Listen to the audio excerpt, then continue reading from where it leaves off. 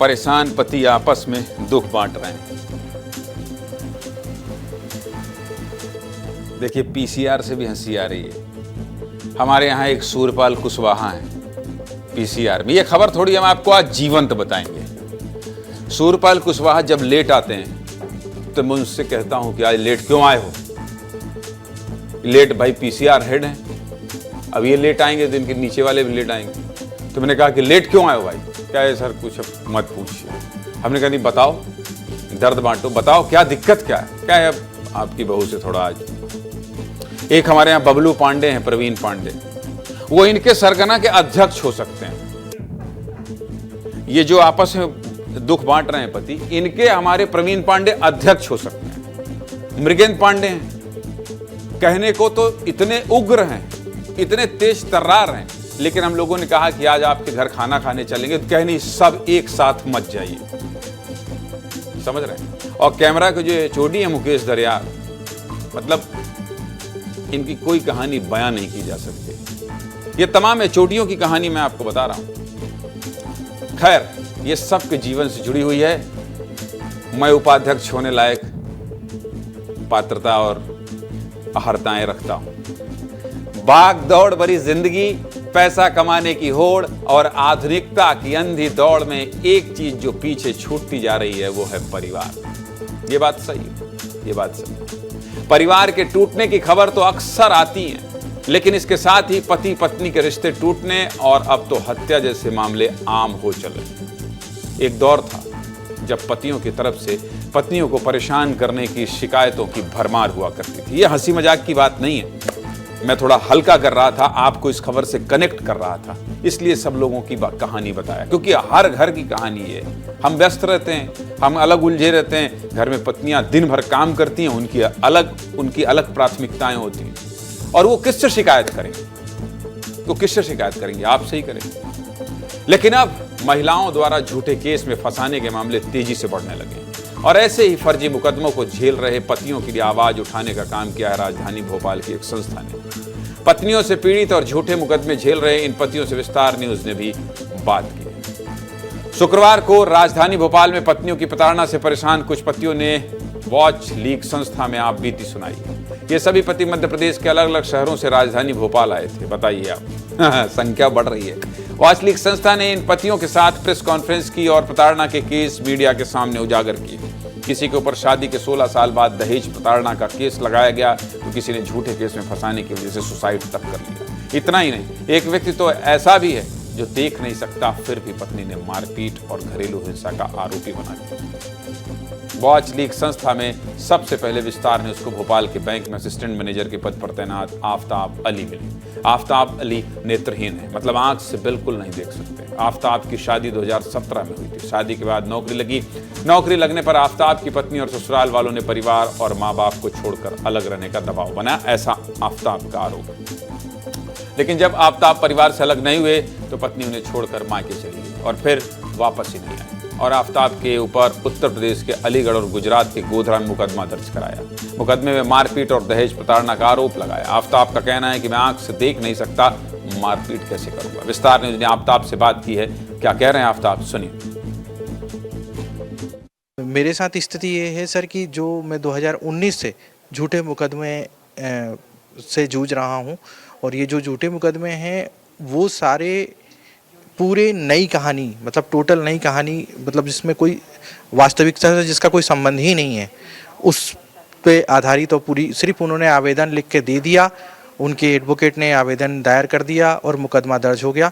दिनांक 14 सितंबर 2019 को मारपीट के मुझे अलीगढ़ उत्तर प्रदेश अतरौली नामक एक जगह है वहाँ छोड़ा है, जबकि उस दिन हम भोपाल में उपस्थित थे, और बल्कि मैं अपने कार्यालय में व्यस्त था उस दौरान। विस्तार न्यूज को वॉच लीग संस्था में 2 और पीड़ित मिले। पहली तस्वीर में दिख रहे व्यक्ति का नाम सूरज पडियार है। सूरज पडियार के छोटे भाई नितिन पडियार ने इसी साल 27 जनवरी को सुसाइड कर लिया था। सोचिए, नितिन की उम्र मात्र 27 साल थी। अगस्त 2019 में आर्य समाज मंदिर में नितिन की लव मैरिज हर्षा से हुई थी। शादी के कुछ दिन बाद दोनों को एक बेटा भी हुआ। बेटा होने के बाद कुछ दिन बाद अलग रहने की डिमांड की, लेकिन डिमांड पूरी नहीं होने पर पत्नी मायके चली गई और फिर दहेज प्रताड़ना के मुकदमे में परिवार को फंसा दिया। इसी सबसे तंग आकर उनके भाई ने सुसाइड कर लिया, ऐसा आरोप है, परिवार का आरोप। दूसरी तस्वीर में दिख रहे शख्स का नाम निर्मल सिंपी है। निर्मल की शादी 2003 में हुई थी। निर्मल ने लव मैरिज की थी, लेकिन शादी के 16 साल बाद 2019 में पत्नी ने दहेज प्रताड़ना का केस लगाया और अब 5 साल से मुकदमा लड़ रहे हैं। यहाँ तक कि अपने 6 साल के बेटे से भी नहीं मिल पाते हैं। इन दोनों पीड़ितों से भी विस्तार न्यूज़ ने बात की है। इनकी कहानी भी सुनिए। 2019 में इसकी शुरुआत हुई। शुरुआत जैसा होता है दहेज प्रताड़ना के केस से हुई। 2003 में हमारी शादी हुई थी और 2019 में मेरे ऊपर केस लगाया गया। तो जहाँ तक मुझे मालूम है कि 498A जो है वो 7 साल बाद नहीं लग सकता, या लेकिन फिर भी मेरे ऊपर लगा, रजिस्टर हुआ और जो पिछले 5 साल से चल रहा है। और टोटल मेरे ऊपर अभी तक 11 झूठे केसेस चल रहे हैं। एक ग्रुप बन गया। इनकी जितनी भी सहेलियाँ हैं वो सारी ऐसी ही हैं। मतलब इनका पूरा ग्रुप है, एक तरीके से एक संगठन बना लिया इन्होंने, जो सिर्फ अपने पतियों के अगेंस्ट में केस लगा रही है। दिन बड़ियार मेरा छोटा ब्रदर था जिसकी उम्र 27 साल है। उसने 20 जनवरी को 2025 को सुसाइड कमिट कर लिया। इन सब चीज़ों से परेशान इंदौर से जी, इन सब चीज़ों से प्रताड़ित होकर उसने सुसाइड कमिट किया था। उसकी पत्नी, सास और सालियों ने सबने मिलकर उस पर एक जो है झूठे केसेस दर्ज कराए थे 2024 में, पहले कोर्ट में, और कोर्ट में दर्ज कराने के बाद उन्होंने एक FIR दर्ज कराया था अप्रैल 2024 में। तो महिला यहाँ से है, इंदौर से जो है हमारे घर से 2023 मार्च में गई थी। 1 साल बाद उसने हम लोगों के ऊपर दहेज प्रताड़ना की झूठी FIR दर्ज कराई। विस्तार न्यूज़ ने वॉच लीग संस्था को चलाने वाली चांदना अरोरा और वकील RK पांडे से भी बात की है। चांदना अरोरा का कहना है कि देश में बहुत से लोगों को मैरिज टेररिज्म यानी कि वैवाहिक आतंकवाद से परेशान किया जा रहा है। कोर्ट को इसे पूरी तरह से खारिज करना चाहिए। सुनिए क्या कर रही हैं चांदना अरोरा और वकील RK पांडे। हम लोगों ने ये वैवाहिक आतंकवाद, मैरिटल टेररिज्म जो है, इसके अगेंस्ट एक मुहिम छेड़ी है। मैरिटल टेररिज्म उसको कहते हैं जिसमें देश के कानूनों का गलत इस्तेमाल करके महिलाएं अपने पति और पति पक्ष के ऊपर इतने मामले लगाती हैं कि वो पूरी तरह से पति और पति पक्ष पूरी तरह से असमर्थ और पंगु हो जाता है। और इसी तरह के मामलों में अगर आप देख रहे हों कि आजकल आत्महत्याएं होने लग गई हैं। जैसा महिलाओं को आपने प्रावधान दिया है और पावर दिया है, उनको कानून बना के उसमें सम्मिलित किया है, ऐसा पुरुषों को भी उनको अधिकार दिए जाएं कि वो भी महिलाओं के खिलाफ, जैसी महिला पुरुष के खिलाफ कार्रवाई कर रही है, ऐसा पुरुष भी महिला के खिलाफ कानूनी कार्रवाई कर सके, कानून के दायरे में कर सके और लॉ के अनुसार कर सके। यही हमारी मांग है। पत्नी के फर्जी मुकदमे से पीड़ित इन पतियों की खबर तो आपको दिखा दी, लेकिन अब आपको ये भी बता देता हूं कि अगर कोई आपको झूठे मुकदमे में फंसाता है तो आपके पास क्या विकल्प है। फर्जी मुकदमे में सबसे पहला अधिकार अगर आपके पास है तो वो है झूठी शिकायत के खिलाफ मामला दर्ज कराने का। BNS की धारा 248 के तहत कोई व्यक्ति अगर जानबूझकर किसी पर झूठा मामला दर्ज कराता है और ये साबित हो जाता है तो मुकदमा दर्ज कराने वाले को 5 साल की कैद और जुर्माने की सजा हो सकती है। इसी तरह अगर कोई आपके खिलाफ झूठी गवाही देता है या फर्जी सबूत देता है तो BNS की धारा 229 के तहत उसे 7 साल की सजा और जुर्माना भी हो सकता है।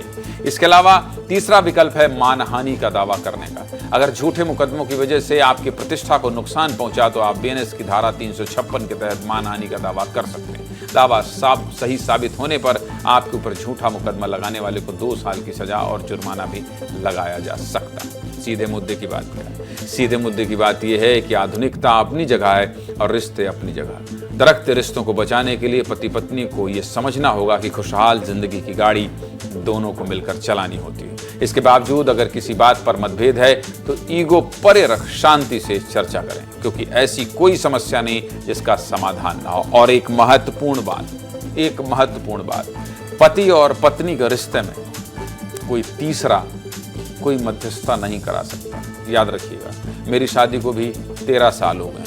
आप याद रखिएगा, पति और पत्नी के बीच जो ईगो है, जो झगड़ा है, उसे अगर आप सोच रहे हैं कि आपके माँ बाप सुलझा दें या पत्नी, आपको लग रहा होगा कि सास ससुर सुलझा दें, जेठ जेठानी सुलझा दें, पड़ोसी सुलझा दें, अच्छे दोस्त सुलझा दें, इस भ्रम में नहीं रहना है। केवल और केवल आप और आपकी पत्नी ही सुलझा सकते हैं। इसलिए कोशिश कीजिए कि जब आपस में विवाद हो तो बैठे। अगर वो गर्म है तो आप नरम हो जाइए, अगर आप गर्म हैं तो पत्नी को भी नरम होना चाहिए। सामंजस्य बैठाकर ही रिश्ता चलाया जा सकता है, क्योंकि आपको पूरी जिंदगी बितानी पड़ती है। और कई बार देखिए आप 10-15 दिन का दोस्तों का साथ होता है, उसमें भी झगड़ा हो जाता है। ऑफिस में काम करते हैं, अपने सहपाठी से झगड़ा हो जाता है। पति पत्नी का जीवन तो जीवन भर का है इस जन्म में, और 7 जन्मों की बात होती है। तो फिर आप ये कैसे मानते हैं कि आपका झगड़ा नहीं होगा, ईगो सामने नहीं आएगा? ये आता ही है, झगड़ा होता ही है,